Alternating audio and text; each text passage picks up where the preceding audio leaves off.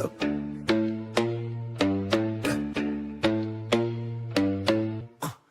Working late, breaking necks, no regrets now. War mode, every step like a threat now. Blood, sweat, pay dues, cut the check now. Came for the crown, better show me my respect now. Yeah. Booming out the west like a high kick. 6 rings like an MJ, cold flow, ice drip. Flow like Ali, hands fast, tight grip. Prince in the 84, every move might flip. Ain't no weak shit, nah, I keep that on the cheap shit. Top tier status, got them studying my sequence. Told you shoulda listened, now your time's up.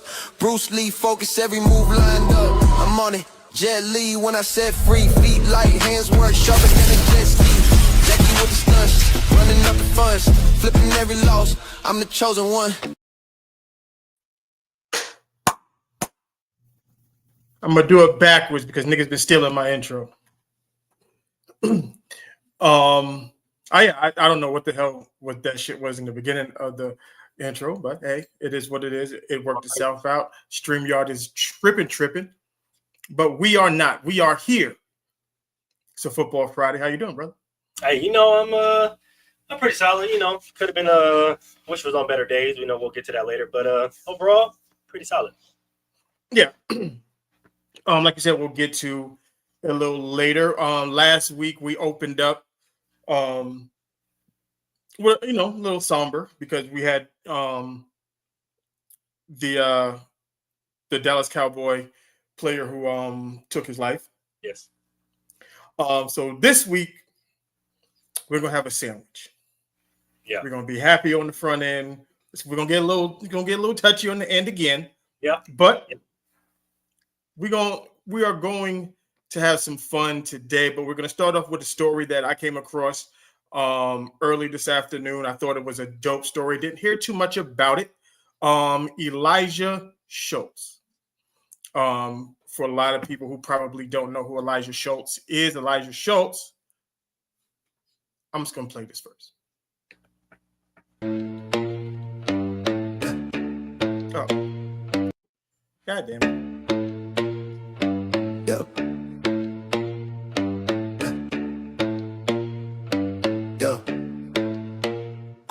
Working late, breaking necks, no regrets now. War mode, every step like a threat now. Black gloves, black mask when I flex now. Line them up, watch me chop till they checked out. Working late, breaking necks, no regrets now. War mode, every step like a threat now. Blood, sweat, pay dues, cut the check now. Came for the crown, better show me my respect now. Booming out the west like a high kick. 6 rings like an MJ, cold flow, ice drip. Flow like Ali, hands fast, tight grip. Prince in the 84, every move might flip. Ain't no weak shit, nah, I keep that on the cheap shit. Top tier status, got them studying my sequence. Told you shoulda listened, now your time's up. Okay. For those who don't know, Elijah Schultz, 13-year-old young man who is absolutely amazing. Elijah Schultz was born with a birth defect. He has a prosthetic leg on one of his legs, missing fingers, webbed fingers on his hands. I think he has like 3 fingers on each hand, something crazy like that. So imagine playing quarterback with 3 fingers and a prosthetic leg and still being better than Dylan Gabriel at 13 years old. 13. That's absolutely crazy. I read some of the comments, and they were saying God had to nerf him because if this is what he can do with a prosthetic leg and less fingers than all of us, God forbid what would happen if he had 2 good legs. I mean, we see he's almost Bo Jackson reincarnated, but the universe was like, we can't do that because if we do that, this man is a walking android. Okay, he's Android 17.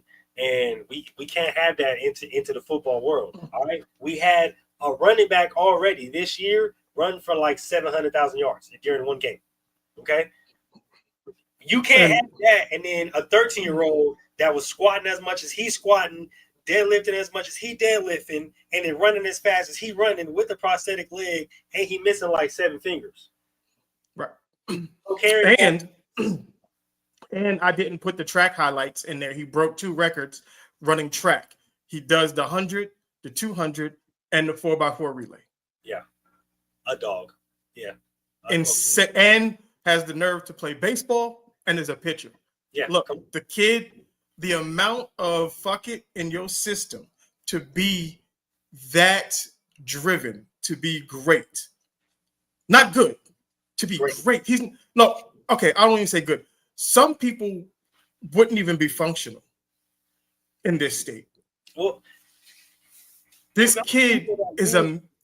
Like that for disabilities or for an excuse to, not do something.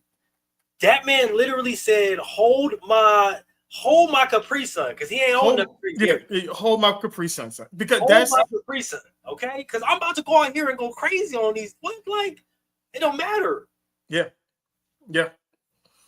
That's kudos to him. Shout out to him. And he was adopted. Understand that. He was born in Nigeria. He was adopted by the Schultz family, brought to the States when he was, I believe, 6 months old, something like that. But it's a great story.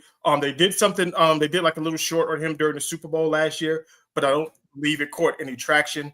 But that's why we're here. We give you the stories that no one else is talking about, and hopefully it catches traction. Shout out to Elijah Schultz and the Schultz family. This is a kid I would love to see him playing Division I football with a chance to go pro. Kind of like what's the kid that plays basketball? I think it's Emmanuel Hansel. Yeah, that I like to see those types of stories. I went to school with a kid like Hanson Emmanuel. He played kid played running back. He had the little hand or whatever. I like that determination, those types of things. I like that. Yo, how y'all doing? Welcome in. EJ, what's up? And hold on. EJ, what's going on? The wife is in the building. Hello. How we doing? Welcome in. We just getting started, y'all. Yeah. So that's why you're here. You want to bring light to those stories and stuff like that because we like that stuff. And it's like I said, this is a football show. Anything football related that's that dope, we're going to give it to you. Yeah. Amazing young man. Keep going. Yes, keep going. I wish we can. I'm trying see if we can get an interview or something like that. Keep up with him. Okay, so you saw the thumbnail. Yeah. You know why we're here. Is Big Head Media lying to the peoples? Every day. Every single day. And I need them to pick a side. You gonna say, Mel, what do you mean by that? What I mean by that is, Marquise, what's up, bro? What's going on? Big bro, Peace, what's popping with you, man? Okay, let's get to the Lamar Jackson of it all. I'm not gonna play the whole thing. Shannon and Chad was talking about it. I'm gonna cut it up where I can, but we're gonna get the gist of it right now. This is the albatross. This is the elephant in the room. Mm-hmm. You see the names that are on this list that have won multiple MVPs. Lamar is the only one that hasn't been to a Super Bowl. That's not to say, Ocho, his career is not ending tomorrow. No, absolutely not. Which everybody jumped on me when I said his career will be looked at as a disappointment if he doesn't get to a Super Bowl, considering what he had accomplished. You base it on what these other guys. So you can't just look, well, he won 2 MVPs. You got to look at the company that he's in that's won 2 MVPs. Now you start looking at it. You're like, well, damn, he has to get to 1. Aaron Rodgers went to 1. He has to get to at least 1. And then we look at him totally different. He gets to 1 and he wins it. We look at him differently, Ocho. We just do. Yeah, absolutely. But okay, so what we're going to do is, and this is going to be coupled with Bleacher Report putting out a list saying that Lamar Jackson is overrated. So let's get to what is being said right now. They're saying Lamar Jackson, because he won the 2 MVPs and he has to get to a Super Bowl, and look at the company he keeps. They went to name the quarterbacks that won multiple Super Bowls. I mean, that won Super Bowls and have multiple MVPs. Okay. The Peyton Mannings, the Tom Brady's, the Aaron Rodgers, the Joe Montanas. You know, they're those guys. Those guys. Most definitely. Go ahead. But hold on. What's up? What you say, Marquise? Honestly, that he hasn't been to at least one is kind of crazy. The Ravens been nice, but just can't finish. Okay, you're right. You're 100% correct. But I want to tackle what they said, because that's why I said you got to pick a side. You got to pick a side, man. And a lot of what media does is they paint a picture, and they don't give you the full context of the picture. They just throw it out there and they tell you, oh, Lamar's got to do it because look at the company he's in of dudes that won multiple MVPs and a Super Bowl. Yeah, keep going. Oh, keep going. Okay. This is beautiful already. So let's take Peyton Manning, for instance. Okay. Peyton Manning has 2 Super Bowls. Yep. I mean, two MVPs, I'm sorry. Yep. And I forgot how many, 2 MVPs. I forgot how many MVPs. He's got 4, something like that. Peyton has, I think, 4 MVPs? He has 4. Yeah, 4 MVPs. Peyton Manning went 9 years and won 2 MVPs before he won a Super Bowl. Or 5, I'm sorry, 5 MVPs. 5 MVPs. He went 9 years before he won a Super Bowl. Won 2 MVPs. Let's take the GOAT, Tom Brady. Tom Brady won 3 Super Bowls in 7 years before he won his first MVP. How about Aaron? Aaron, he went 5 seasons before he won his first Super Bowl. He won his first MVP after he won the Super Bowl. Let's get to my other GOAT, Joe Montana. Joe Montana went 10 seasons, won 2 Super Bowls before he won his first MVP. Sure did. Lamar's in year 8. Okay? You might say, okay, so what does all this mean? What it means is there's no blueprint for this shit. There's no blueprint for this. You judge his career when it's done, when it's over. He's in year 8. He's got at least 6 more years of football. That's the low end I'm putting it. That'll give him 14 years in the league. There's no formula to this. Let the kid finish what he started. Because the crazy thing about it is they'll say Lamar has to do this, that, and third. So is Josh Allen on the clock? I would assume so. He has to be, right? He has to be on the clock now, right? Because he won the MVP, right? Mm-hmm. You have to be. Like, come on. Like, this is we put all of these parameters on, and like I said, and I don't want to play the race game, but I'm gonna do it. Why are we putting that on Lamar Jackson? Why? Oh, so fun. Like I said, this is already beautiful, bro. So, like, it's crazy that first of all, it's crazy that you brought up Peyton Manning, right? Because Peyton didn't reach his first Super Bowl until year 7. No, year 9. Oh, year 9, right? But then it took him a whole 7. Excuse me, I got it backwards. Year 9. It took him a whole 7 years after that to get to another one. Yeah. Actually, excuse me, 6, because he lost the first one. Remember, he lost the first one, got his ass kicked in the first one, and then won the other one, right? Yep. I love how they do this, right? Because they bring up, or they try to loop Lamar in with all of these all-time greats, right? People who aren't playing the game anymore, which is interesting because in order to compare him to anybody, you should be able to compare him to the people that he's actually playing with now, right? Nobody sat there and compared Tom Brady to the Joe Montanas of the world when he was still playing after he won his first Super Bowl. They were saying, oh, look at Tom Brady. He's on Joe Montana's level. They didn't start doing that until after he won his 7th Super Bowl. That's when people started to deem Tom Brady the greatest. Even after Tom Brady won 5 chips, everybody was still saying Joe Montana is the greatest fucking quarterback of all time. What do I mean by that? If y'all are going to sit here and deem greatness by how many times somebody has been to a Super Bowl, Aaron Rodgers shouldn't be an all-time great, should he? He's only been to one. He's only been to one. 4 MVPs, been to one Super Bowl. It's because it doesn't add up. That's why, if on the thumbnail it says talent or wins.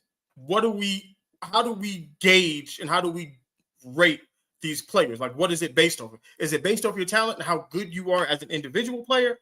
Or is it based upon what you do in the team setting as far as team accomplishments go? Because what happens is this is the separator of the goods and the greats. Because you can be good and have all the numbers, LeBron James. You can be the GOAT where you can have all the numbers and all of the team accomplishments. Michael Jordan. Now, we completely understand that Tom Brady isn't the most talented quarterback we've ever seen.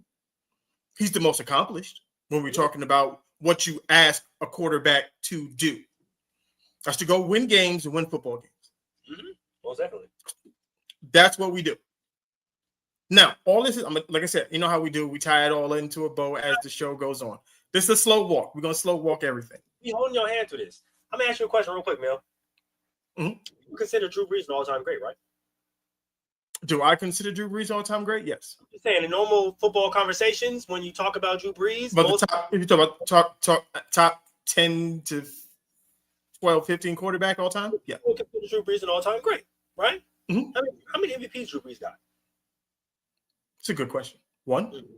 Nope. None? There you go. Okay. None. He got one Super Bowl win, one Super Bowl appearance, no MVPs. Zero. Not great though. So this is very true. If we're gonna sit here and hold that standard for Lamar, who else are we gonna hold that standard for? Y'all consider Dan Marino, who was one of my favorite quarterbacks of all time, an all-time great. Did he win a Super Bowl? No, he did not, sir. How many Super Bowls did he go to? One. Oh, okay. Just like Mel said, y'all gotta pick a side, dog. You got to pick a side. You can't have the criteria for one guy be one thing and then the criteria for another guy be another thing and then another criteria for a third dude. No, the criteria must fit every single person. That's how we decide who's great, who's good, and who's none of the above.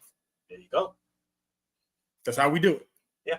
So if you're going to compare Lamar, I would suggest you compare him to the peers that he's actually playing with now, i.e. Joe Burrow, Patrick Mahomes, Josh Allen, who also should be on that list since you guys are talking about who's on the hot seat or whose career is online, right? Yeah, it should Josh Allen as well because he's been up there. Yeah. Okay. Because so, we have to keep it fair. Joe Burrow as well. He's in that conversation too. The nigga been to a Super Bowl. He's been y'all. That's where 5 top 2 quarterbacks in the NFL. He's up too. Well, that's what that was going to be the next person that I was going to get to, because I don't see how you can consider Lamar Jackson overrated when he's won 2 MVPs and done the things that he's done in the league. When Joe Burrow, all he's done is going to one he's gone to one Super Bowl. And I think the Bengals have only been to the playoffs twice under his tenure, maybe 3. I think it's 2 or 3. It's twice. 2 times. So how is Lamar overrated, but Joe Burrow is not? Because most people consider Joe Burrow top 3, top 4 quarterback. Most people have Joe Burrow ranked higher than Lamar Jackson. Yes, they do. Especially as far as peers, as far as quarterbacking goes, yes, they do. Right. So how can a dude whose team does not make the playoffs, he does not have MVPs, and you rank him as the 2nd or 3rd best quarterback in the league, not overrated when he does not have any of the accomplishments to back up his so-called 2nd or 3rd tier ranking? They put all of this onus on Josh Allen. He's been to 2 AFC championships and lost both. One in 13 seconds, which was absolutely horrible. He has an MVP and has yet to get to a Super Bowl. Is he overrated? And didn't he just have a horrible loss to the Miami Dolphins? A horrible loss to the Dolphins. Got your ass kicked by the Patriots, who might be the new kings of that division. Yeah, because wasn't the talk that now that Brady's gone, this is the Bills' division? You said it. You said it. Now that Brady's gone, this is Josh Allen's division. Nobody can stop Big Bad Josh. Looks like Drake may have something to say about that. I think he does have something to say about that. I don't like I don't like how they do this to Lamar, because, well, they do it to Jalen as well. I'm gonna get to Jalen next. He's the second part of this. Yep. Because we don't give Joe Burrow, Josh Allen, and I'm not trying to make this a race thing or anything like that. So just understand this. We don't give them the same criticism. We don't give them the same, oh, well, you have to do this or. Because with Lamar, it's, well, if he doesn't do it, he's no good. Yep. He's got a bad, he's failed in the playoffs too many times. Well, so has Josh Allen, and Joe Burrow doesn't even get to the playoffs. So where do we go with that? Yeah. Every quarterback in the top 10 outside of Patrick Mahomes has failed in the playoffs. Right. Like only one team can win the Super Bowl. Every quarterback outside of Patrick Mahomes and Matthew Stafford has failed in the playoffs. Well, I mean, Matthew early, but shoot. Yes. Matt comes to LA, they instantly win a bowl. They obviously go through some injuries and stuff like that. But now, looking at him now, I want somebody to sit up here and look me dead in my soul and tell me that Matt Stafford is not a bona fide MVP right now. Should be. We're gonna talk MVP talk in a second. All right, moving on to the Jalen Hurts part of the situation. This is why I say pick a side. That they have to pick a side on this, because on one hand we have Lamar, super talented. He's not winning, so he gets criticized for not winning. On the other hand, we got Jalen Hurts, not supremely athletic or talented, but he wins. But he gets criticized for winning and not being talented. You niggas got to pick a side. What's more important to y'all? Do you want the quarterback to win games or be individually good? Because I don't know how y'all rank this. It makes no sense to me. It hurts my brain. Now, if you're asking me, but like I said, I know somebody's gonna be like, well, you can do both. That is reserved for the greats of the greats. The dudes that can be supremely talented and win games are the greatest we've ever seen. That would be the Peyton Mannings, the Michael Jordans, the Wayne Gretzkys, the Shohei Ohtanis. Them niggas can do everything. They can win, and they're super dominant as individuals. Yeah. Now, then you have guys who can win and not be uber talented. Tom Brady. He's not super talented. He's not more talented than Aaron Rodgers. He's not more talented. Like he's none of those things. But he won. He knew how to win high level. And he won a lot. Greg Maddux. He's not the best pitcher we've ever seen. He's not, but he won. It's what, like, these are the, there's different ways to do it. And then there's guys who are just uber talented. The Michael Vicks, the Cam Newtons, the Aaron Rodgers, the John Elways, dudes that are just talented beyond, you can't even comprehend the talent that they have. Most definitely. Now, nature. Yeah.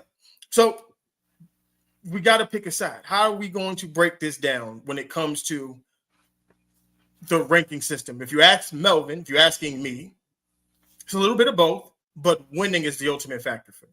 That's all that matters. You got to win. You have to win, especially at quarterback. At quarterback, winning is the most important thing. If we're going to talk about wide receivers and running backs and defense backs, what you do individually matters more to me. You want to know That's what matters to me. This is always the thing that gets to me about Jalen Hurts. When it comes to his play, right? He is a quarterback that's going to follow the game plan and do exactly what is called for, right? And I don't think a lot of people understand the game of football and understand what that means, because there are games to where, yes, they're going to lean heavy on the run game, right? D-line may be weak. Linebackers may not be able to tackle. They may go the outside zone a lot. They may be weak up the middle, et cetera, right? So we may lean on the run game a lot. There may be games to where, hey, they got some questionable DBs, all right? This dude over here, he likes to eyeball. That dude over there got bad footwork. This safety over here don't know how to stay over top, right? So we're going to exploit that a lot, right? And a lot of people don't understand just how smart you have to be to understand that in the game, right? Anybody can go out there and let their athleticism take, because we understand how the type of player that Jalen Hurts is, right? The man squats 600 pounds, all right? Like, he's strong as an ox, all right? He's not slow by any measure. He can move, okay? Like, we understand the type of player he is. He can easily go out there and just bulldoze everybody like Cam Newton did. And everybody get the fuck out of my way. I squat more than you. I'm stronger than y'all. Move, right? But that's not within the game plan. That's not smart football, all right? So not only does he have to be smart, not only does he have to be somewhat shape or form athletic, so not only does he have to be able to throw the ball, right? He has to be able to tie all of this together in game situations in order to be successful. And guess what that leads to? Wins. Because not everybody can do that. That's his superpower right there. Everybody wants to ask, what does Jalen Hurts do well? That right there. Just win. That's what he does well. He leads, he controls the game, and he wins at a high level because he does what they ask him to do. What's that curse word they keep using to define that? What's that? The game manager? Oh, yeah, that's it. That's the one. The game manager. Yeah, that's what I thought. Like, I don't understand. I just don't get it. And then when he goes out here and he has 300, 400-yard games, 300 yards passing, 100 yards still on the ground, everybody's quiet. But as soon as A.J. Brown get on fucking Twitch or get on Twitter or get on Instagram bitching and moaning because he didn't get targets because Nick Sirianni or the freaking offensive coordinator is not calling the plays because the offense is not called for that, right? Y'all want these, and this is the funniest thing about it. Y'all want Jalen Hurts to go out there and pass for 300, 400 fucking yards, regardless. Yep. Regardless. Let's hold it there. I got two clips. We're gonna get to them. Let's get to the first one with Emmanuel Achi on them. Don't work for A.J. Brown. And what worked for A.J. Brown don't work for Jalen Hurts. And I think Eagles fans, myself, 2-5, James Jones, we all got to come to the realization that Jalen Hurts winning means A.J. Brown not eating. For Jalen Hurts, that's what it's meant so far. And A.J. Brown eating, remember when A.J. Brown had the most targets he's had all season, the Eagles lost, and then they lost the next game. A.J. Brown eating doesn't work for Jalen Hurts. The two things can't coexist. Right now, based upon how the Eagles run their offense and how Jalen Hurts quarterbacks at the position, A.J. Brown can't eat and Jalen Hurts win. And Jalen Hurts can't win and A.J. Brown eat. But the dilemma is Jalen Hurts got the ball in his hands. But why is that, though? Because that's the way the Eagles and Jalen Hurts play the game. But now I want to fact check something real quick because Acho be lying sometimes. He sure do. You know, Acho loves to lie. He sure for sure be lying. Let's see. And Acho's my guy, so don't take this the wrong way. Because the game against the Rams, where A.J. Brown had 6 catches for 109 yards and a touchdown, they won that game. The games that they lost. What game was that they lost? The Bronco game they lost.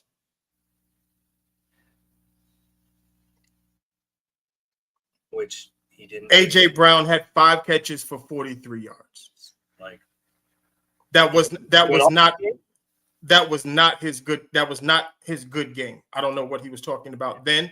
That's not and then the next week when they lost to the Giants, AJ Brown had 6 catches for 80 yards. So he didn't have a good game in neither of the 2 losses that the Eagles had. So you lied, Acho. I keep trying to tell y'all, big head media will lie to you. They will make you believe. If you don't do your own research, you'll believe the bullshit that they say. Yeah, because when he did have, his best game of the season, 4 for 121 against Minnesota, they won the game. Yes. Oh my God. Best game of the season. Best receiving game of the season. 4 for 121. 2 touchdowns. Right. Like the problem with AJ Brown and the problem with Jalen Hurts and the problem with regular fans that are watching football, AJ Brown is selfish. He's a selfish player. AJ Brown does not care if the Eagles win. He only cares if he puts up good numbers. And you can't win with people like that. You can't. It's fucked up. And I play football and I am not that type of person. I don't care if I have 1 catch or 11 catches. I don't care if I have 2 yards or 102 yards and 5 touchdowns or no touchdowns. I don't care about none of that. All I care about at the end of the day, did we win the game? That's all I care about. Would I like to contribute? 100%. But you can contribute in a multitude of ways that doesn't require you catching passes and scoring touchdowns. You can block. You can do a lot of things. There's a bunch of things a wide receiver can do to contribute to winning football game. And AJ Brown is acting as if he's the only one affected by this. I said this before. Saquon Barkley was the offensive player of the year last year. Saquon Barkley ran for 2,000 yards last year. Mm-hmm. You know who does not have 2,000 yards or anything close to it this year? AJ Brown missed 2 games, and he's still second on the team in targets. Had he not missed those games, he would still be leading the Eagles in targets. He's getting the targets. He's not being productive when he gets them. I see a lot of pouting. I see a lot of quitting on routes. And he's been bullshitting on his routes all season. Like, look, AJ Brown, if you want to go somewhere where you're going to catch 10 passes for 187 yards and 2 touchdowns again, you would have never left the fucking Titans. I was going to say, go back to Cam Ward and the Titans, big dog. You would have never left. Because the problem with Tennessee was you was mad that y'all wasn't winning. So, Nick, pick a side is the theme for the show today. Yeah, it literally is. You can't be mad that you're not being productive when it's literally your fault. You can't sit up there and pick and choose when that's loser mentality. Okay. My coach said it's loser mentality. Okay. Worrying about your personal stats other than the overall biggest stat of them all, which is the fucking W, which is the win. That's loser mentality. You're a loser. 100%. Because you care about your individual self more than the betterment of the team. All right. Yep. And you are used to looking good and looking flashy. It doesn't matter if you win or lose, as long as you look good, other than if we win the game and you barely may have contributed, you may have contributed a lot, you may have not contributed at all. But at the end of the day, we won. You don't feel good because you feel like that you could have done more, that you should have done more, you should have been more involved, whatever the fuck case may be. That is fucking selfish. At the end of the day. Selfish. Selfish and loser mentality. And I'm going to play some of it right now. Been making the rounds. Was there any perspective or explanation that maybe you wanted to give everyone for some context behind those comments? Which context? Which comments are you referring to? I believe it was a Twitch stream where you said you alluded to the fact that you weren't totally happy or things weren't going well work-wise. Yeah, I think I think that's fair. I think if you got eyes, you can see that. You know, the same things I've been saying like all season. You know, so me making light of my situation on Twitch with my friend, you know, that's something I'm not apologizing for. You know, because like I said, if you got eyes, you can see that. And so, shoot, that's me trying to like laugh through my situation. So like, yeah. Okay, I'm gonna tell you what my uncle used to tell me. My uncle, I told you, everybody knows my uncle was one of my coaches growing up. I can't coach with players who have a lot of I's and me's and not us and we's in their conversation. AJ Brown, who has too many I's and me's in his conversation and not enough us and we's. Just selfish football player. Selfish. And you can't win with guys like that. You just can't. Football is it's about sacrifice. Blocking is about sacrificing. That's what it is. When a running back does a play fake or anything like that, it's about he's sacrificing himself to get you open downfield. What are you doing to spring Saquon Barkley open? Are you cracking down on the outside linebacker? Are you willing to take on that safety? Are you blocking the cornerback? Are you running off the cornerback? What are you doing? Because there's a bunch of things you can do other than catch passes and score touchdowns. And blame the There's a bunch of stuff you can do. Right. How are you helping out that quarterback? Are you fighting for the contested ball? Are you winning your routes on the outside? Are you completing your routes? Doing? Are you competing on your routes? What are you doing?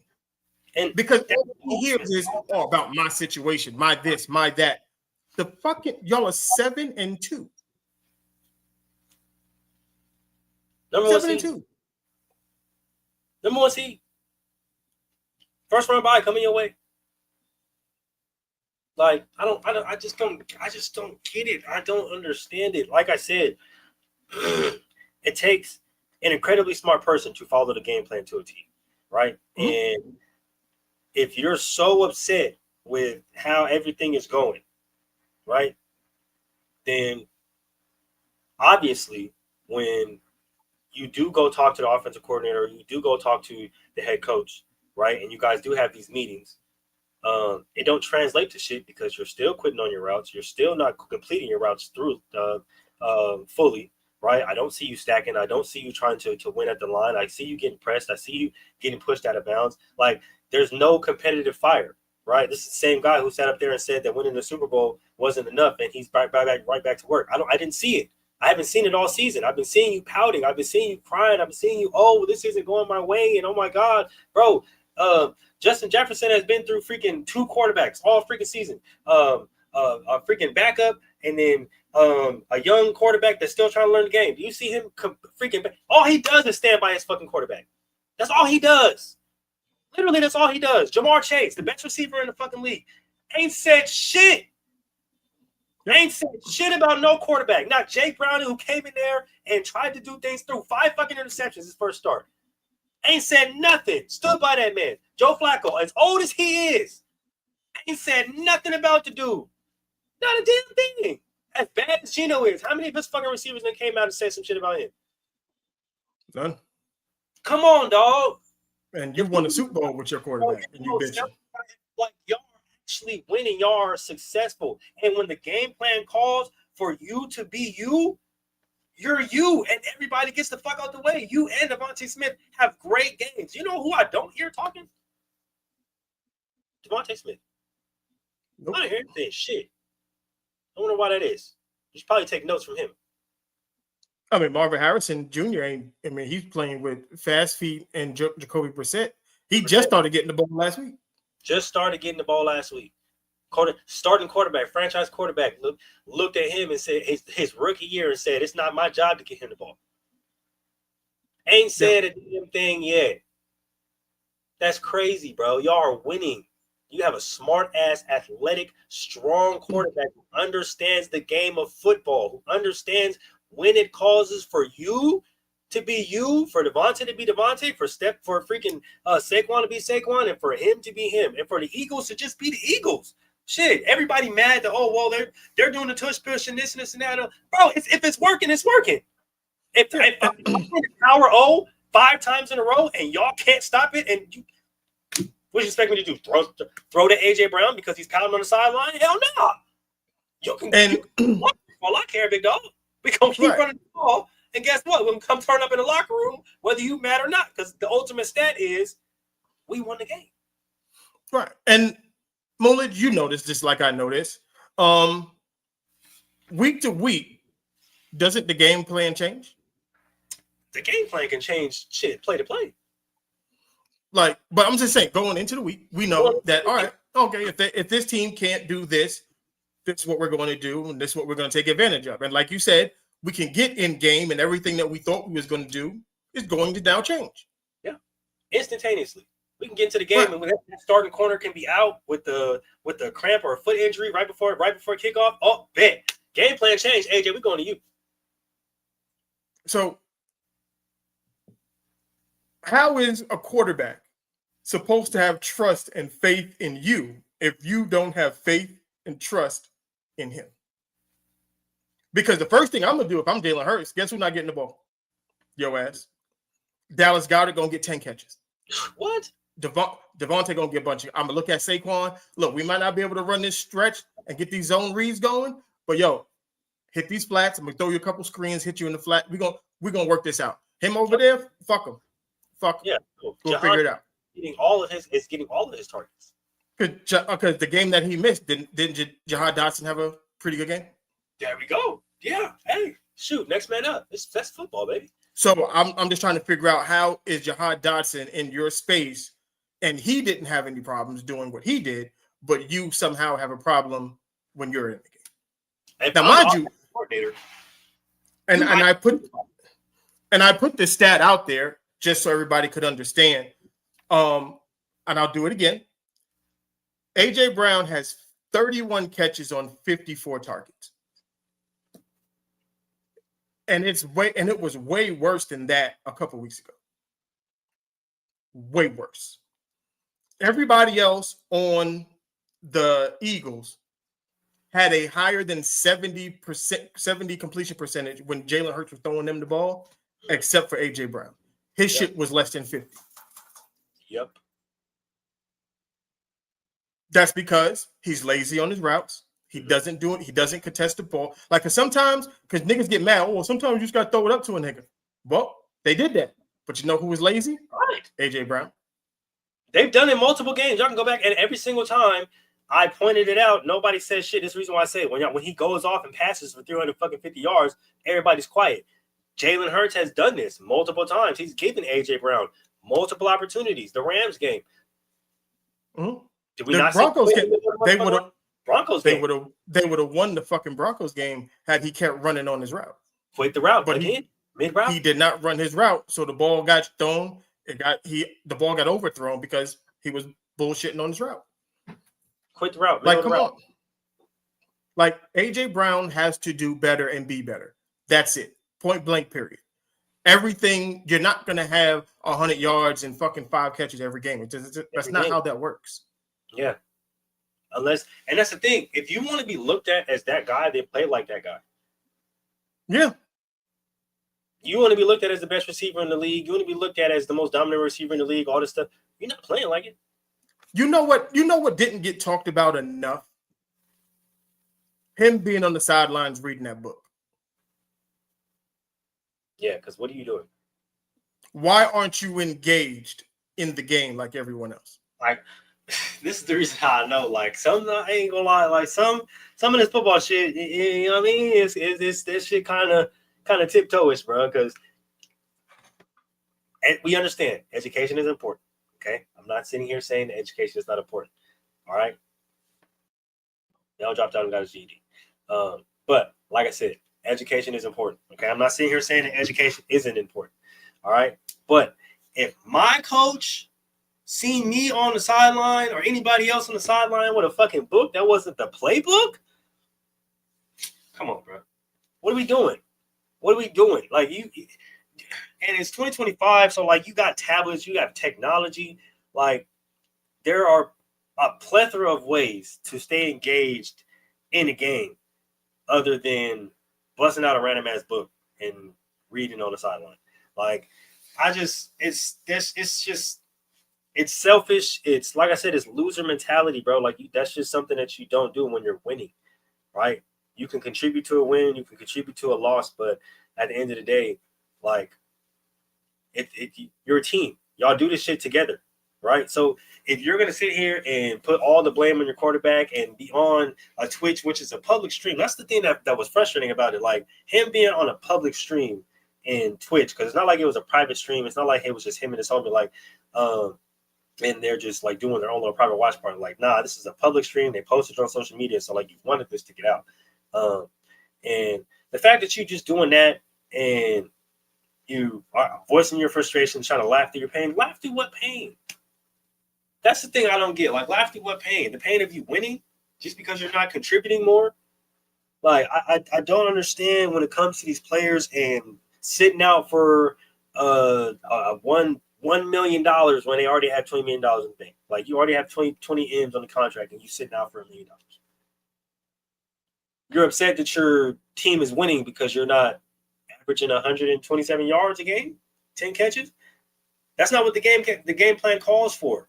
Like, the game plan has to make sense, and you can't just go out there and, we're going to throw in a triple coverage knowing that A.J. Brown is over there because he needs his 10 targets.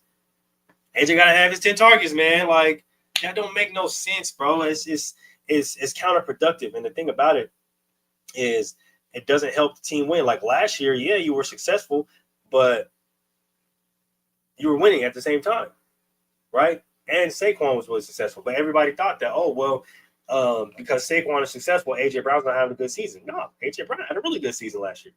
So did Devontae Smith. When the offense makes sense, it makes sense, right? Obviously, people start to key on what happened, right? So you're not going to sit up here and let a known 2,000-yard rusher rush for 2,000 more yards in the next season. Like, you're going to do things to obviously prevent that, right? But as a good offensive game planner, as a good offensive mind, you're going to do things to countermeasure that, right? So you're obviously going to try to get the run game established first. That's just football. Excuse me. So obviously, if that doesn't work, then yeah, you get the pass game. You get the pass game incorporated. But when the run game is working, right? Whether it's RPO, whether it's power, whether it's zone, it doesn't really matter. If it's QB run, QB power, whatever the case may be, if it's working, why go away from it just to get this guy his, right? Like, that's the thing that doesn't make sense. You never drift away from the game plan because, we're averaging 6 yards a clip, but AJ's mad, so we got to give him 10 targets now. I don't know what happened. That shit kicked me right out. No, that's all good. You feel me? I had some things to say anyway, but that's not how it works, right? You follow the game plan. You take what football gives you. You play within the game of you play the game within the game. Play the game of football within the game of football. And Jalen Hurts does that as one of the best. He outplayed Patrick Mahomes last year doing that exact same thing. He does that. Both Super Bowls he outplayed him. Yeah, and both Super Bowls he outplayed him, right? But he's done that both times, and he does that the best, literally, in as far as quarterbacks do in the league. So asking somebody or asking a team to divert from what they do great in the league just so you can look good, come on, bro. You can go back to the Titans. Go back to the Titans, get your 18,000 or get your 1,800, 20 touchdowns, whatever, be Triple Crown, all this stuff. But you're not going to win. And then you're going to sit there and play the time that you're not winning. So yeah, you're not going to be happy with that. Like, you're not. Like, there is a fine line that you must walk where you're okay with being good to great some days and then not being so great other days, but the end result is always we're going to go out there and win this game. Yeah. Like, why do you think Tyreek Hill was mad? Tyreek Hill don't care. Tyreek Hill does not care about all them yards if they losing. Shit don't mean nothing. That's why he was upset. Look, winning cures everything except if you're AJ Brown. Literally, it cures everything. I'll give you guys an example. And it's not a football example, but fuck it. Will Richard, the rookie that the Warriors drafted, right? A few nights ago against the Kings, he had a 30 ball, right? Now, media's all in his face, right? Oh my God, you're a rookie. You had your first 30 piece. How'd you feel? How does it feel? What's the emotions going through your head? We lost. There you go. We lost. That's what he said. That is what he said. A young rookie playing with Steph Curry's, playing with the Jimmy Butlers, playing with the Draymond Greens, playing against a Russell Westbrook and a DeMar DeRozan. All of these future legends, future Hall of Famers. He's going out there. He's putting on a fucking show. They all in his face asking him how you feel. We lost, bro. I don't care how I did. We lost the game. Yep. And that right there is, I tell you, we be so locked in. That is the perfect segue into the next portion of the show. I didn't say nothing to him about it, but he brought up Golden State. He brought up Steph, Draymond Green. Why do I say Draymond Green? Because Draymond Green out here tripping. Draymond Green. But is Draymond Green tripping though? Or did Draymond Green say the quiet thing out loud that we all say? Did Draymond Green just say that Dak Prescott is a bum and clarified it by saying, yes, he went out there, he put out all the stats, he did those things, but he doesn't do it and he doesn't come through when the Cowboys need it most? This is true. This is very true. That's what we all say about Dak Prescott. He did not lie at all. Draymond knows ball.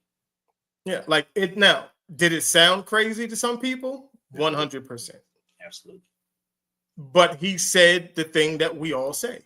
Dak Prescott is a very good quarterback until the playoffs start. Until it matters. Like, you can't, in order to be, there's an expectation attached to you when you're getting paid the amount of money that you're getting paid and you are the Dallas Cowboy quarterback. Yeah, that's the biggest factor right there. Right there. You played for America's team. Right. So there's stuff that has to go with that. You just can't say, oh, no, you can't say that, Draymond, because you wasn't that good on the Warriors. But Draymond never said that he was a great. But Draymond Green still has 2 to 3 defensive player of the years. Draymond Green has showed up on the biggest stages. We've never said that Draymond never showed up. Even now, in year 13, 14, 15, he's still one of the best defenders in the league. Right. So, no, and, people, Draymond he can't talk because he's a basketball player. Shut up. If that's the case, don't get on your damn Instagram or your TikTok or your Twitter or your Facebook talking about, man, so-and-so's trash. Don't do that. Well, you know how we say, Mel. You know how we feel about a lot of people who talk about the game but have never played the game of football, right? Mm-hmm. Draymond is not one of those people. He's played the game of football. He's laced them up. He's been out there on the gridiron with the cleats and the helmet, full pads, full everything. He's been in the meetings, all right? So y'all can't sit up there and say the man don't know what he's talking about. He done laced them up and been on the gridiron. You know what I mean? Right. I think but we all have opinions. We all have thoughts about the stuff that we watch. We all do that. I do it every day. People think I'm crazy, but some of the shit that I say, and that's okay. I'm cool with that. Yeah. Mel fights LeBron nights every single day. Every single day. And I started doing basketball again, so I'm on y'all niggas' neck, and they already know that. Yeah. He fights you bronsexuals every day. Every day. This is part of my it's like coffee to me. That's how I start my day. Yeah. Fresh video of Braun in the morning. Yeah. And if you know me, there's going to be certain people that's going to be on that list. There's going to be Braun, of course, and Darrelle Revis and Calvin Johnson. Those guys are always there. Yeah. Okay. Now, oh shit. Okay, I gotta find the video again because it kicked everything out that I had saved in here. Well, yep, it kicked you out. Let's get to Cameron Newton. You know how we feel. Is expecting the Cleveland Browns to put Shedeur Sanders in at quarterback with what he has at his disposal, you'll be a fool to think that he gonna do anything different than Dylan Gabriel. If you're a fan of Shedeur Sanders, you wouldn't even want him to be in that type of situation. They're not losing because of Dylan Gabriel. They losing because they don't have enough receivers that can beat their man-to-man matchups. The quarterback's best friend is a stout offensive line, a good running game, and an opportunistic defense. He don't have all those three, and you need all those three to assist a young quarterback. So Cleveland, well, you in a very, very mushy situation, and that's what Kevin Stefanski is up against. They got a lot of money tied up into who? Deshaun Watson, $46 million. That's a lot of damn money. Okay, I'm gonna stop it right there. Like I said, these niggas be lying. Can be lying with them hats and them goofy jerseys with the collars and the jackets and all the shit that Cam be doing. He be lying to y'all face. Okay? First things first. Yes, Cleveland Browns are losing because of Dylan Gabriel. Let's understand that. Okay? They're not only losing because of Dylan Gabriel, they were losing because their head coach is a fucking idiot. There we go. Yep. Okay? Yes. That's why they're losing. Talking about you need a good offensive line. You know who has a good offensive line? The Cleveland Browns. Oh, well, you got to have a stout running game. You know who has a stout running game? Yeah. Cleveland Browns. Yeah, we'll be the Browns. Oh, you got to have opportunistic defense. You know who has the second best defense in the NFL? Let's say number 2 defense in the NFL. The Cleveland Browns. The Cleveland Browns. Then he said, oh, well, they don't got wide receivers that can beat one-on-one coverage. Yeah, they do. Jerry Jeudy's probably one of the best slot receivers in the league. You got amazing season last year. You got Isaiah Bond, but you know what the problem with Isaiah Bond is? Dylan Gabriel arm too shitty to get him the ball. He can't throw the ball downfield. Well, know what else they got? They got at least a top 3 tight end duo in the league. Oh, absolutely. Easy. They got. Who got a better tight end duo than them? I would say the Raiders. Green Bay. Yeah, I would give Green Bay. I would say Green Bay's up there, and I would say maybe the Ravens with Isaiah Likely and Mark Andrews. I would say the Ravens are up there, and then I would throw a dark horse in there, the Cardinals. I think Trey McBride is. I mean, the other kid is good. He's coming on pretty solid. Actually, you know who got some sleeper good tight ends? Chicago. Yeah, they got you got Loveland and Cole Kmet, but Cleveland with Njoku and Finney Jr. Yeah, Finney Jr. Legit. Like the problem isn't the skill positions. The problem is the dude that you got pulling the trigger. And the dude that's calling the plays. And the biggest problem, the dude that's not now because Tommy Reese is calling the plays. Not now, not anymore, but we still have a problem because Dylan Gabriel's arm is trash. It's not good. He can't get the ball downfield. He's inaccurate. He's late on crossing routes. Do you know the worst thing you can do is be late on a crossing route? Literally. He's late on crossing routes every single time. Every single time. So Cam, and I know Cam watches football. I know you watch football. So I'm not going to say you don't watch football. What I'm going to say is you don't watch football. Maybe playing the TV might be on, but you're not watching football. You may be playing a little bit too much NCAA. And yes, you would want Shedeur in because we seen situations where the backup quarterback comes in and sparks the offense and gives the team life? Yep, gives them a different view, a different outlook. Right. So to say that we can't put Shedeur in because yada yada yada, like so what you're doing right now isn't working. So you got to try something different. Like, you got to try something. And you also have to see what you got on your team, because the draft is coming up around the corner. Again, we are already midway through the football season. So we are halfway done. Football season is almost over.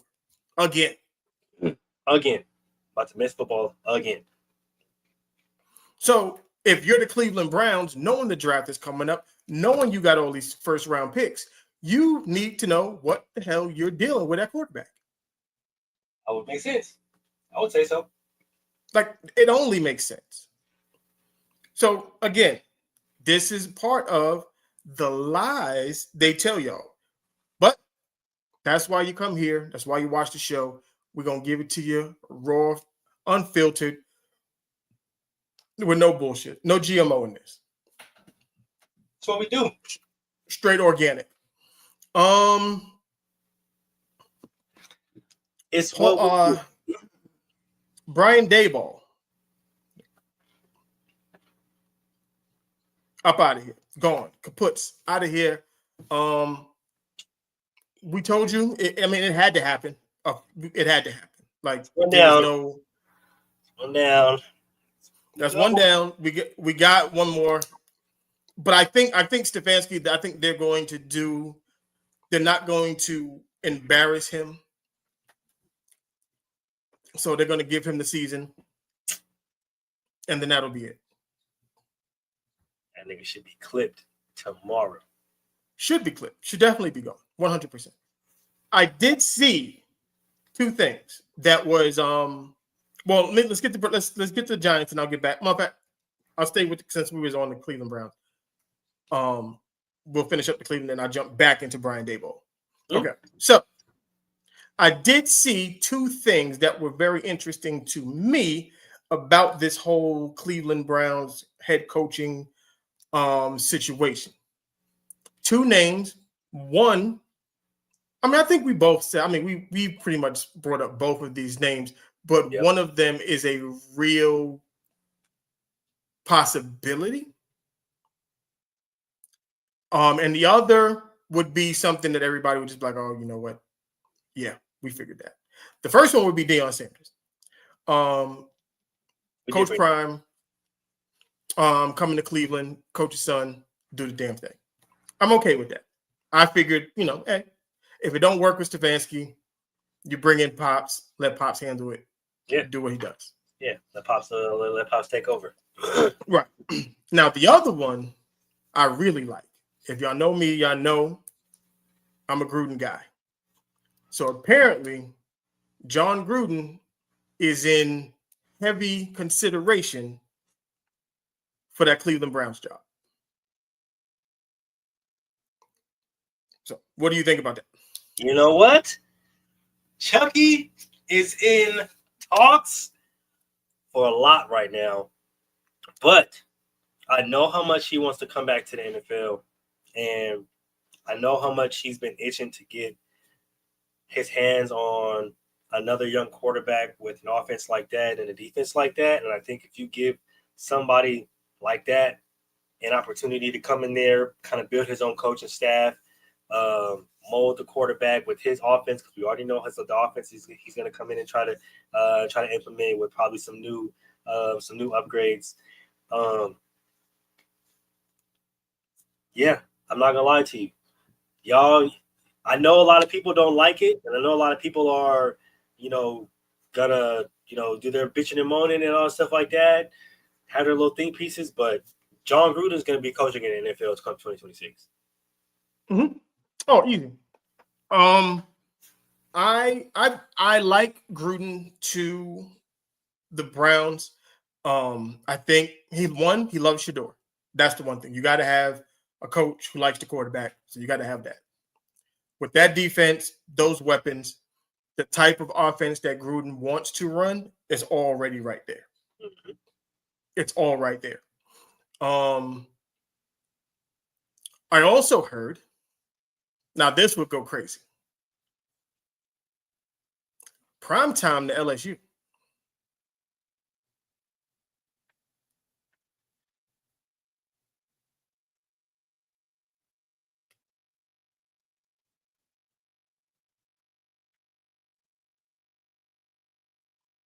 Oh my god. I'm literally speechless because, like, if you put Deion Sanders in Louisiana with that recruit, with all of the shit that he can recruit out of Louisiana in the SEC. Oh my gosh. Oh my, see, look, okay, so y'all don't really understand why this would probably be the biggest move in college football as of like when it happened. Like there's there's nothing that will be bigger than this move other than Nick Saban coming back. That's the only thing that could top that. That will be the only thing that would top Deion Sanders going to LSU. Because if them niggas thought it was bad, them niggas going to Colorado game, you had the rappers and shit at the Colorado game. Could you know what the LSU sideline gonna look like? Outside of the alumni base will go insane. And that was my point. Outside of recruiting alone, the atmosphere, the culture, the alumni, it's not even funny on how that would literally turn college football on its heels. I promise you, it would literally college football would literally do like a 360.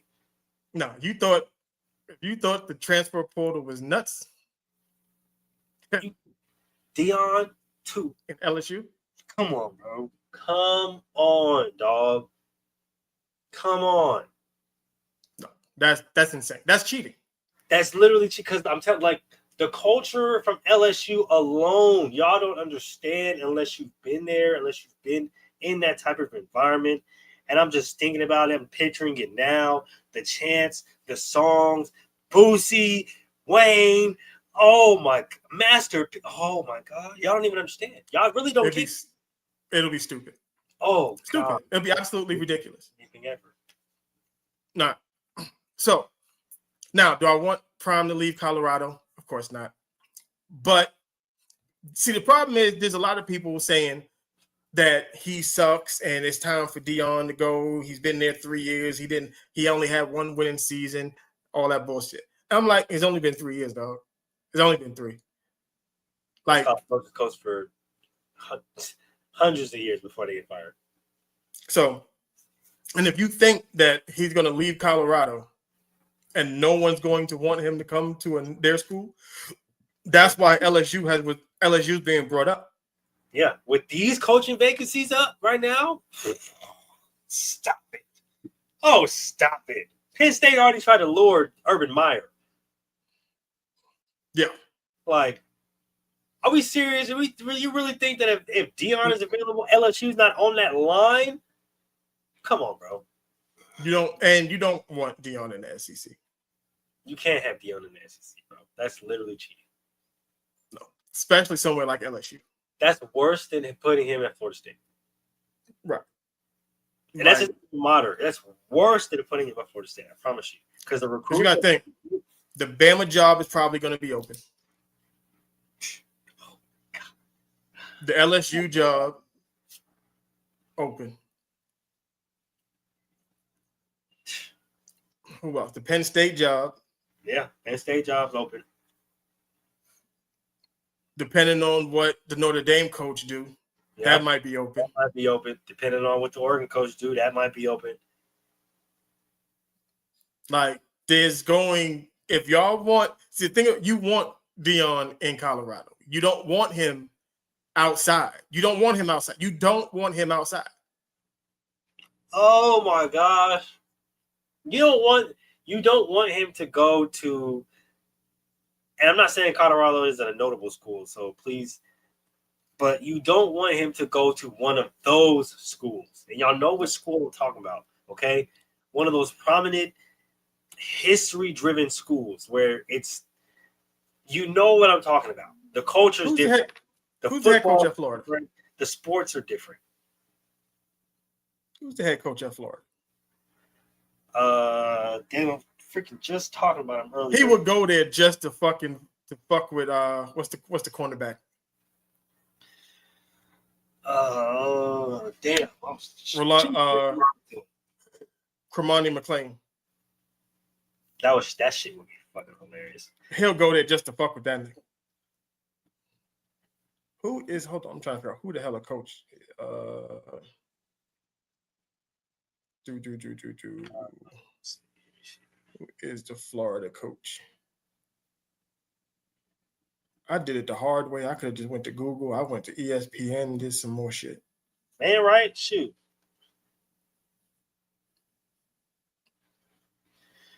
All right, let me see. Why can't they don't even give it to you on ESPN? Furman. Billy Napier. Yeah.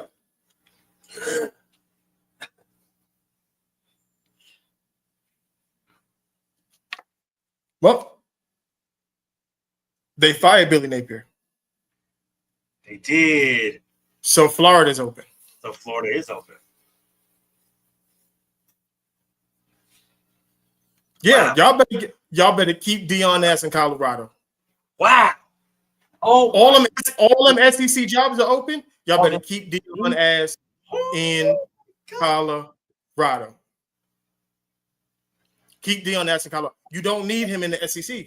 He is going to kill you. Oh shoot. Oh shoot. Oh shoot. Goodness gracious. Yeah, no, this is there's multiple jobs in the SEC open. Yeah. Yeah, no. And the good teams too. Goodness gracious. Like It's I said, all of the teams. Like this school. y'all want to keep Deion Sanders' ass in Colorado. Trust me. Y'all don't want don't let Y'all him. should sit there. Everybody should be like, you know what, you're doing a great job in Colorado, man. You're doing He's a great job. job in Colorado. Hell of a job, man. I'd like to see Going to fire him. Yeah, they should. Oh, man, I like what you're doing with that program over there, man. Yeah. Keep it up, brother. Keep it up. Yeah. Don't even think about no other. What? Mm-mm. Like I said, you cannot let a man of that stature go to a school of that stature. It's Nope. literally, like I said, that's literally like Nick Saban coming back to coach. Yep. Yeah. No, it would be insane. Him in the SEC, like him going, like the scariest one would be him going to LSU. Yeah, literally, him going to LSU. Him going to LSU is nasty. That's scary. Because then Odell, Justin Jefferson, Honey Badger, all them niggas is coming back. Patrick Peterson, freaking God damn! Oh goodness gracious, that's crazy. They will every game will be a concert. That's crazy. So we will see. But like I said, Brian Daboll ass got fired. Good for him. Good riddance. I don't know who would be next to fill that Giants spot. I've been hearing a lot of whispers like Cleveland. They have the Giants have thrown their hat in John Gruden. They're throwing their they're slipping the John Gruden hat. They're really been getting down to John Gruden as well. They did ask Bill Belichick at before the North Carolina game about would he be interested in the New York Giants job if they reached out to him. Yeah. Now that I can see that. I would like that. I would like that a lot. Because that team is built close enough to a Bill Belichick style football team. I would say so. Yeah. A little more athletic, but yeah, I would say so. So, you got that. I still think I don't know how safe Zach Taylor is. I don't know how safe Mike McDaniel is. Mike. Even though they won a couple games now, but I still would think Yeah, I feel like he's still floating on thin ice. the ice is still a little thin. Yeah, I feel like he's still on thin ice. Zach Taylor, I feel like like I said, he should have been fired 3 years ago. Like Stefanski, I don't think he lasts through the offseason, honestly, but we'll see on that one. Joe Flacco legitimately might have saved that man's fucking job. Like legitimately might have saved his job. What I think what I'm gonna do is what my my cousin brought this up. He said you should do this on the show. So you shouldn't rank the quarterbacks. You should rank offensive coordinators. Oh, I like that. I like that a lot. Yeah, I like that a lot. So next week we're going to, because he said the quarterbacks are one thing. Yeah, but it's really the OCs. The OCs. Mm-hmm. Yeah, I like that. Yeah, I like that a lot. So next week we're going to dabble into who are the best offensive coordinators. Yeah. In the National Football League. Yeah. Yeah, I like that a lot. Okay. Let's get to these picks now. First game Sunday. Commanders Dolphins. It's a very weird game. This is a very odd game. Both teams are 3-7.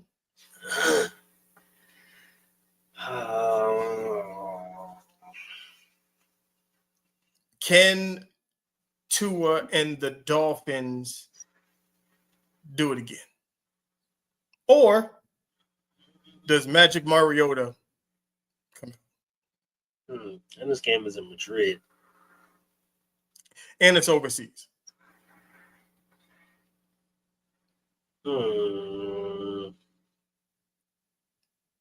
Now I feel good about my Dolphins. Yeah, give me Miami. And I say my Dolphins, I'm only saying that because I got Achane and Jalen Waddle on my fantasy team. Yeah. Yeah.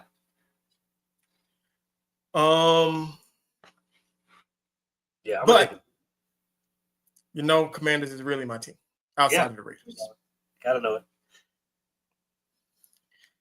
I'm gonna go Dolphins.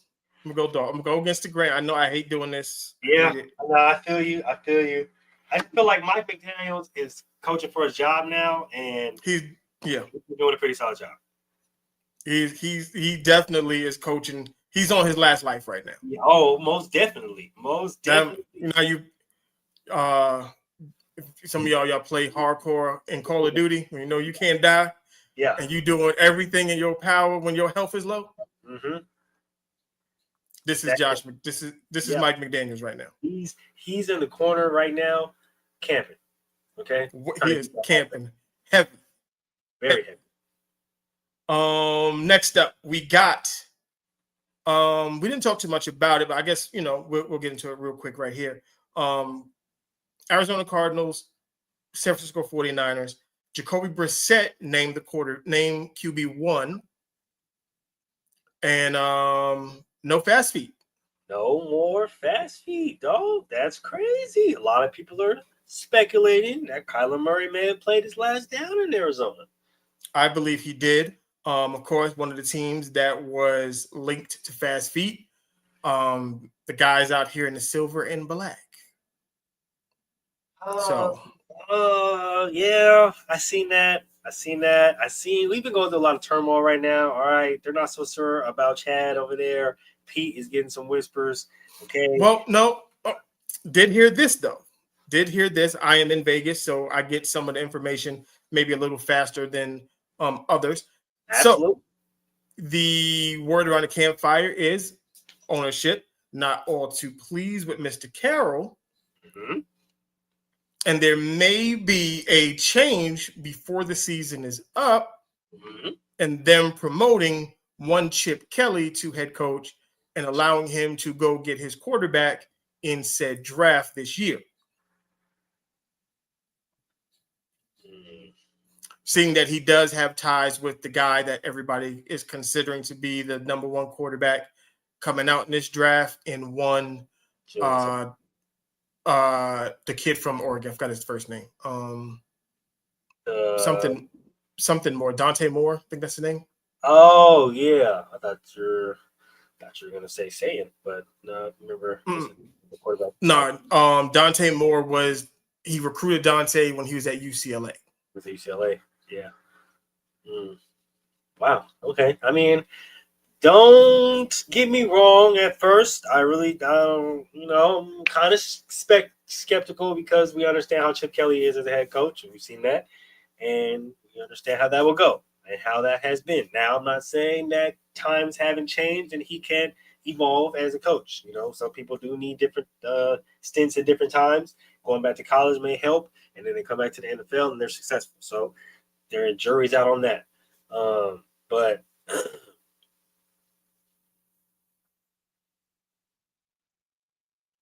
call John Gruden, big John Gruden back, apologize, tell him you're sorry, and then I would get Chucky. I would also do another thing. Henry Ruggs will be free in, I believe it's February, something like that. I believe so. So I go get Henry Ruggs. I go get John Gruden. Let's rock out. Yeah, bring the boys back in town, man. Ravens, Browns. Ravens.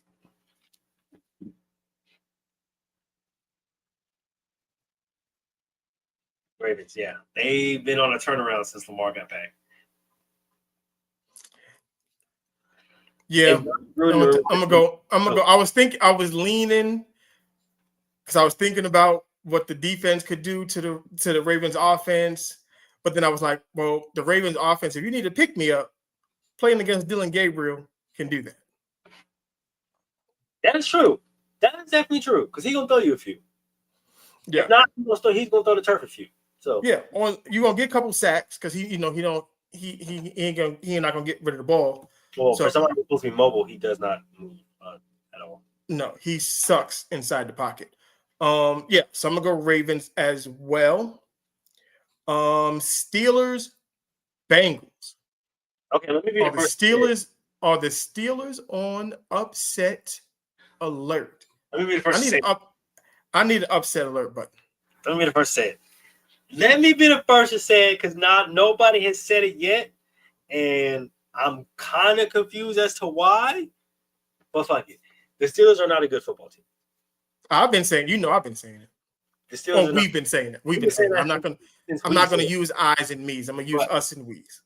We have said that. Not a good football team, and it's probably not gonna show this week. I'm not gonna lie to you. It's probably not gonna show this week, even though I do have them losing this week. I do got the Bengals this week, but it's probably not gonna show this week. I do think at some point in time, we're going to see, everybody's going to realize, hold on, you know what?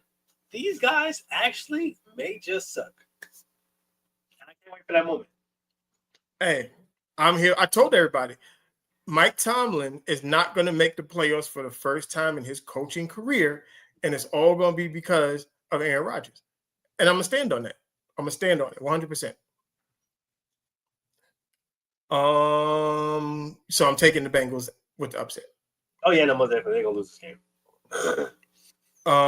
Jaguars, Chargers.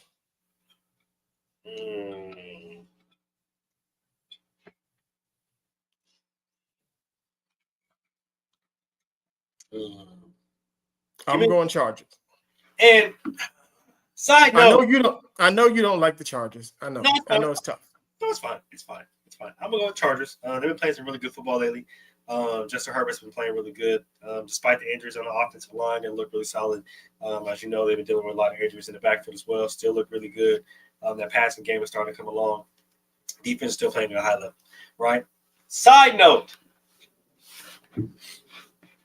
I know everybody has seen the news that Travis Hunter is now out for the season, right? Now, I have seen the narratives saying that this is what he gets, and that's what you get for drafting a player and making him go both ways and all this other extra shit like that, yada, yada, all that stuff. It's bullshit. Let's stop that yin-yang noise right now. Okay? He got hurt in practice. He didn't get hurt in He the game. got hurt in practice. Coming off of a bye week and a non-contact injury. Has nothing to do with him playing both sides of the ball. Oh, but what about muscle fatigue? What about... Does not matter. No. None of that shit matters because he could have planted wrong. He could have cut wrong. Anything could have happened to the point where he could have tore his LCL. And guess what, guys? An LCL tear is only a 3-week recovery process. So he could have came back this season, but they smartly kept him out in order to develop him and keep him for next season. So it's not muscle fatigue. It's not him playing both sides of the ball. It's none of that shit. Okay? It's literally things that happen in football. And now he has the doctors to catch things like that so he doesn't play through them like he would probably do in college and preserve him for next year. But it has nothing to do with muscle fatigue, nothing to do with that. Because guess what? He trains his muscles every single day for things like that. Very, very true.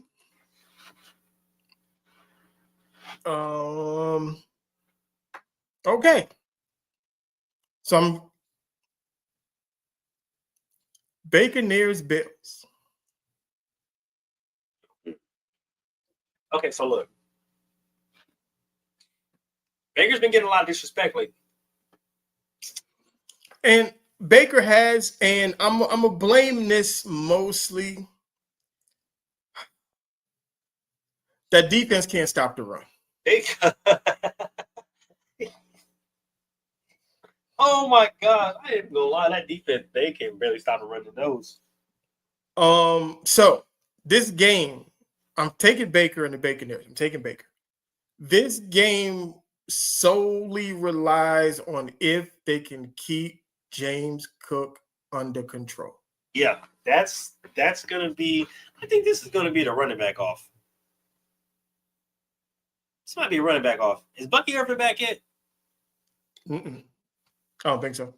What about Rashad White? Is he healthy? Let's see. Baker. Let's see. Buccaneers injury report.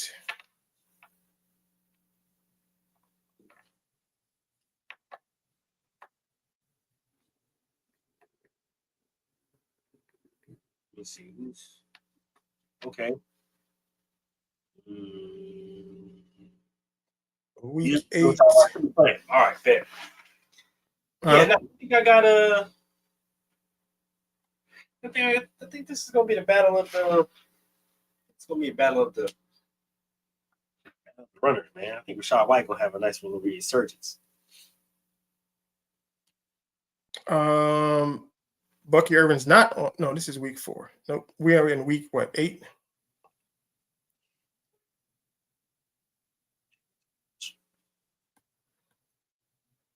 Is it week 8 already? Or week 9? Was it week 8 or week 9? Week 9. Woo! We're moving. Oh shit. Okie dokie. Yeah, Bucky Irvin is still out.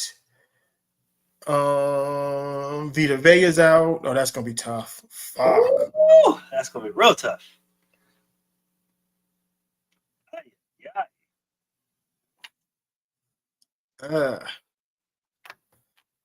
Sheesh.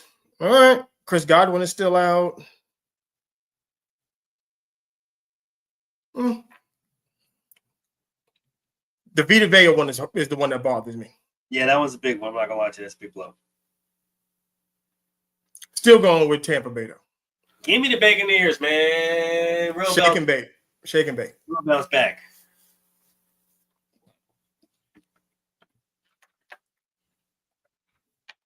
Because I hear Josh Allen. Bears, Vikings. Bears been on a tear. I know.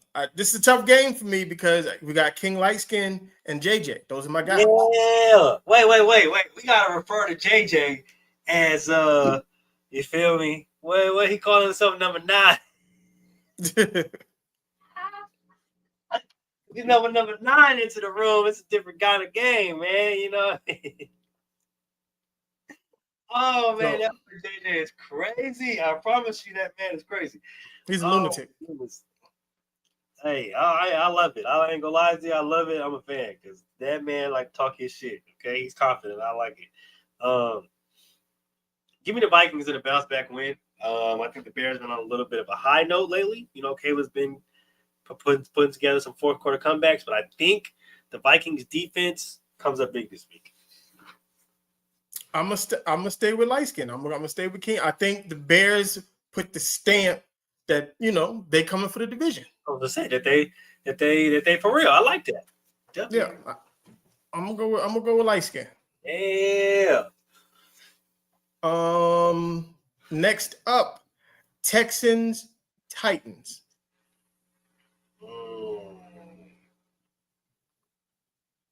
See, I picked against the Titans last week. See, I meant to throw up the Davis Mills, and I didn't do it. I saved y'all on that one. Yeah, I was gonna say, and the boy Davis Mills went out there and put them boys in the mill. Okay. All right. I'm not gonna do that this week. I'm gonna go ahead and take the Texans and be smart. Take the Texans this week. Yeah, because I think CJ he should be out of concussion protocol. We'll see. Hopefully, I got him on my fantasy team. I'll tell you right now. So hopefully he's playing this week. But, nope, they still got him out. Damn. All right. Well, I mean, even then, shit, fuck it. I'm still taking the Mills, man. Yeah, I'm still taking the Texans. Doesn't matter. Falcons, Panthers. Panthers lost a tough one last week. I know it was uncharacteristic for the Falcons, looking at the trajectory that they've been on. So I called them on a bounce back win this week. Okay. A lot of conversation about Rico Dowdle and if he is a top 5 running back in the NFL. We know Bijan is. So we're going to see what it is. I don't believe in Michael Penix. I'm still not a believer in Michael Penix, but I do believe in young Bryce. Yeah, I think Bryce has solidified himself, I'm not gonna lie. So I'm taking the Panthers in that game. Yeah. Okay. This is one. We got Jordan, nothing but love for you against Famous Jameis. Famous Jameis! That boy Jameis makes his debut. Oh, man. I was going to go through a season without seeing my boy Jameis, man. Never. All right? Never. Okay? And I see a lot of the narrative around Jordan Love. Not necessarily playing well as of lately. And I know a lot of people have also been talking about Matt LaFleur and his play calling. I think they're going through a little bit of a rough patch right now. I think they figure it out. But not this week. I think Jameis You going with Jameis? I think Jameis. And you know I'm an honorary cheesehead, so it's hard for me. But I think Jameis gets a win. Crazy. I don't trust the Giants that much. I'm going with the Packers. I'm going with the Packers. I love Jameis. Don't get it twisted. I love Jameis. But I don't trust the Giants at all. So, nope. NFC West. This could win the division. Ooh. Seahawks, Rams. Ooh. This is for sure. This might damn near be for the division. I'm not gonna lie. Damn. I'm gonna take Stafford. I'm going with them Rams. Even though I think the Seahawks are playing really, really good football right now. But I think the Rams are just playing that much better football. Matty be balling?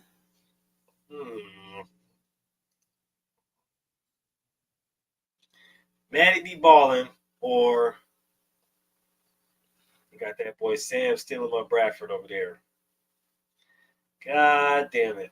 I ain't gonna lie. Seahawks been looking really good lately. Woo. They have. I mean, like you said, Jackson Smith and Jigba is a problem. Yeah. That running game is a problem. I'm gonna go with LA. I think MVP Stafford is gonna solidify that spot. I ain't gonna lie. Stafford is going crazy. Chiefs, Broncos in the Mile High City. This one for sure they might be for the division. I'm like, well, no, because we don't know. We got to see how this plays out with the Chargers and everything. But this is in the Mile High. I hate both these motherfucking teams, so this is very hard for me to pick the Chiefs or the fucking Broncos. Yeah. But it's difficult. I'm going with the Broncos because I don't like the Chiefs that much. I hate the Chiefs so much, but I hate the Broncos so much. I wish both these teams would lose. Or like, if they ended in a tie, I'd be okay with that. Yeah, that would be fun. That would actually be great. I'm gonna go with the Broncos because I hate the Chiefs. But I've seen a lot of people talk about Bo Nix as lately and how he's not good. You're welcome. We've been trying to tell you that. We've been trying to tell you. Lions, Eagles in the city of brotherly love. Ooh! Detroit and Philly. Oh man, god damn. This is gonna be a good game. You know what I'm gonna do? I know we just talked shit about AJ Brown. I know we did. Because I was there when we did it. Yeah. I was there too. Yeah. I remember that. Eagles win this game. And AJ Brown, you have a good game in this win. Because Emmanuel Acho said AJ Brown can't be AJ Brown and complete what Jalen Hurts needs to get done. Mm-hmm. So Jalen Hurts wants to win, and AJ Brown wants to ball out. Yeah. Both of y'all will get what y'all want this week. AJ Brown is going to ball out. Jalen Hurts gets his dub, and all will be good in the city of brotherly love for at least 1 week. You know what? I'll take that to the bank. I will take that to the bank. Give me Philly. All right. Then, Monday night at the Death Star. I tried to get tickets to this game. I couldn't get them. Tickets were entirely too expensive. Yes, I'm already knowing. Trust me, I looked. Entirely too expensive. Cowboys, Raiders. You know what? I was absolutely shocked. Let me tell you why I was shocked. I was shocked because I seen everybody talking about this game. Everybody was sitting here talking about, I'm seeing a lot of Raider fans, right? They was talking shit. They was sitting there going crazy. And I'm like, damn, who the fuck we playing? The Cowboys? Lord behold, playing the goddamn Cowboys. I'm like, oh, shit. We playing the goddamn Cowboys. Now, I'm sitting here scrolling up my phone on ESPN, NFL app, et cetera, looking for this game. Can't find it. Where the fuck the game at? I know damn well they did not bless us on a motherfucking Monday night with this primetime game. And they did. Y'all done fucked up, okay? Because now y'all done took away the goddamn chain crew. Y'all done took away the goddamn index cards, so ain't no way the Cowboys can get bailed out now. All right?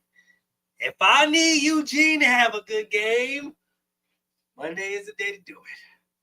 I'm not even going to – I know that the Cowboys cannot stop the run.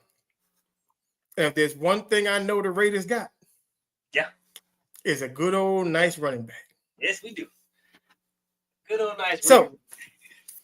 So, Mr. Ashton Genty, I would like for you to introduce yourself to the football world on Monday Night Football with a good old – what we want from Genty?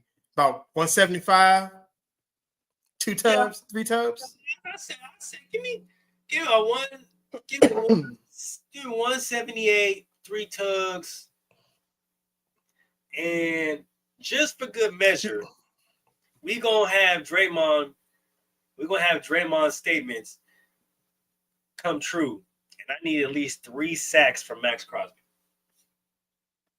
Oh, if we get if Max can go out there and do At least 3 sacks from Max Crosby. Make Draymond's statements more true than what they are. Yeah. Yep. And then next Thursday, we got the Bills and the Texans. CJ should be back by then. He should be back by then. Yeah, CJ should be back by then. You know what? Yeah, I'm gonna do it. Give me the Texans. I'm taking the Texans too. I don't like, if y'all know, I don't, when it comes to Bills games, I normally don't pick with logic. I just go against it. Yeah, same. I did with the Chiefs as well. So there you go. Mm-hmm. Yeah. They both 3-win teams, Pop. It don't matter. They both 3-win teams. Okay. Y'all got lucky with one because y'all tied. We got Packers and shit. So it don't matter. All right. We on your ass on Monday. That's why we play the game. We on your ass on Monday. Matter of fact, I'll drive out there and come watch the game with you. Talk shit all motherfucking day. Yeah, that's my dad for everybody who don't know. So just letting everybody know here. All right. Yeah, shout out to Pops for coming through. We had family coming through today. That's good. It's good job. Good job. All right. Before we get out of here, like I said, we was gonna end it a little low, but with good spirits. Low, but with good spirit. Lulich, you take it away. This is very tough. Because the college football world, the majority California JUCO football world, not even just California, but the JUCO football world really lost a really good soul today. And Coach John Beam. If you don't know about Coach John Beam, he was the athletic director and the head coach for Laney College out in Oakland, California, just right up the freeway from me. He's been there for Lord knows how long. Like I said, really good dude. This man has changed and touched so many lives in so many different ways that it would literally take a lifetime, to tell the stories and to tell people about just how many lives he's changed, man. And every single time that people talk about him and describe him, I always just say, man, the man's a hero, right? Being in Oakland, being where Laney College is, if you're familiar with Oakland, California, just the landscape and everything it is, the dynamic and the culture, it's hard to find genuine people. It's hard to find good people. And he was one of those people that would legitimately, like, you can call 3 a.m. in the morning. 3 a.m., 3:30 in the morning, don't matter, bro. And he'll come, sit with you, talk to you, whatever the case may be. I've had the pleasure of talking football with him. I've had the pleasure of talking to him after games, played against him on multiple occasions. And when I tell you there's just no better dude to just have a conversation with, to call on, to look up to as a mentor, and as a coach, it was John Beam, man. And he was just such a staple and such a prominent figure, and not just the football world, but the city of Oakland. And I know a lot of people are hurting right now. A lot of people have reached out to me. A lot of people, I've talked to a lot of people that also knew him, played with him, played for him. And it's definitely tough, man, because he was a lot of people's father figure, right? Growing up in the environments that they grew up in, a lot of people's, they lost their fathers to street violence, and he was part of the reason as to why a lot of young men didn't follow down that path. So it's always forever long live Coach John Beam. Still hear that 2-clap ready. Like I said, I played for College of San Mateo, but he hits that 2-clap ready whenever. You know what I mean? So like I said, shout out to Laney College, shout out to his family, his daughters, his wife, and all the players that he helped and all the players that he touched and helped to get to different levels of aspects of life, not just the NFL, but just professionally. Like I said, this one sucks, man. This one hurts. True good soul lost in Coach John Beam. So rest in power. Yes, rest in power. I came across the article this afternoon as well. Matter of fact, right before the show is when I saw it. And first person I thought about was Mulich. So he definitely wanted to, say his piece about it.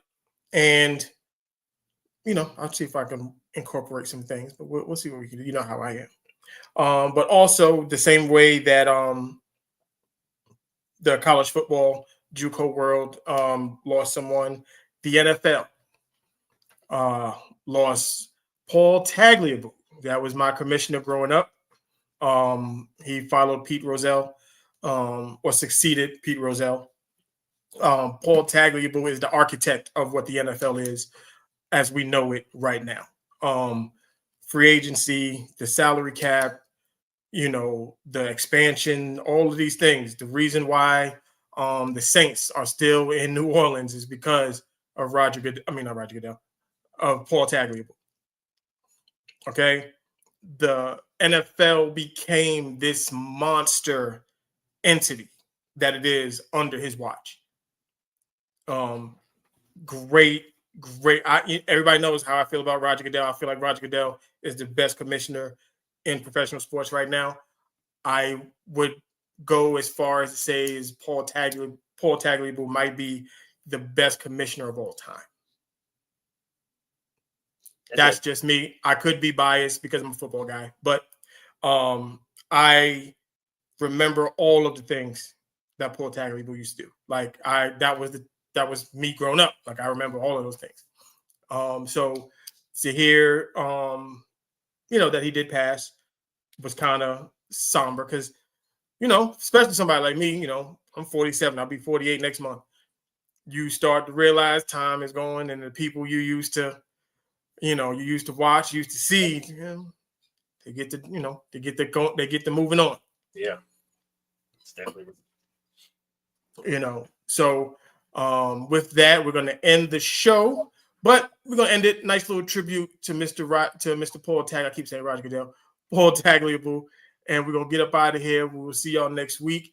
I don't know. I got to figure out. I don't know if we're doing the show on Saturday or not. I guess we'll work out and see who we got, who we rocking with. We'll see. You know what I mean? We still trying to bring y'all the FTSL Roundtable Talk, where we kind of just chilling, talking shit about trending topics. You know how me and Mel get with the trending topics. We like to go off on our shit, talk our little shit. So we still working out the logistics for that. But right. Y'all know what it is. Tuesday, Basket to Basket. We back. Wednesday, Gentlemen's Talk. Thursday, the re-edition of Basket to Basket. We still working on a name for that. And then we back on here Football Fridays because we not done yet. Football season is still here. Inside the Huddle. So make sure y'all tune in. Make sure y'all tap in. Keep liking, keep commenting, keep subscribing. We not going to stop. So keep coming back so we can get that plaque in the back. You already know what it is. We're going to see y'all next week. When I succeeded Commissioner Rozelle, I knew I wanted to maintain his fundamental principle. Think league first. Those were the 3 words he said so often. In 2020, Tagliabue was elected to the Pro Football Hall of Fame, a testament to his tenure as commissioner. When the league expanded, new stadiums were erected, and unprecedented television deals were struck. With Paul Tagliabue in charge, the NFL ascended to its unquestioned position as the king of North American sports leagues. I'm proud and grateful to have played a small part in shaping the evolution of the National Football League in the last 4 decades. Yeah, come on, push your button! Push the goddamn button! Push the